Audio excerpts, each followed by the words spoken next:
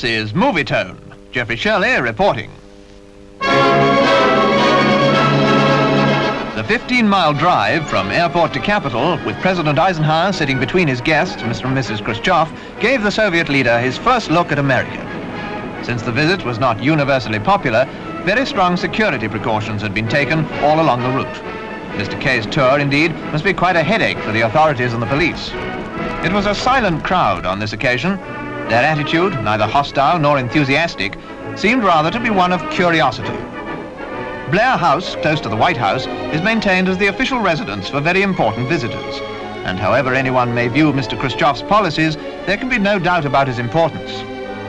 Host and guests posed for the cameras before Mr and Mrs K took up residence. The Soviet Premier was soon across at the White House to begin talks. But first he presented Ike with a replica of the sphere that the Russians have landed on the moon.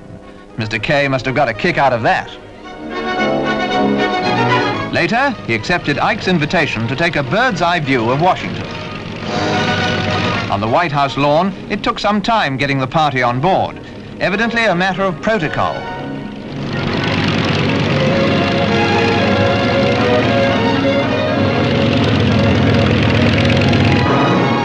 In the bright sunshine, the Capitol and its setting was looking its best.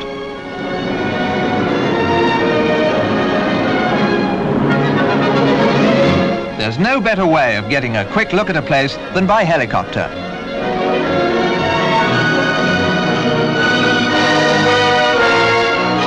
In the evening, a formal state dinner at the White House.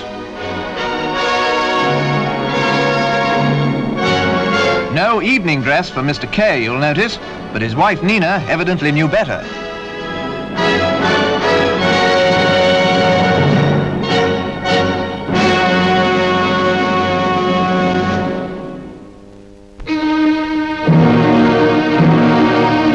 Tragic.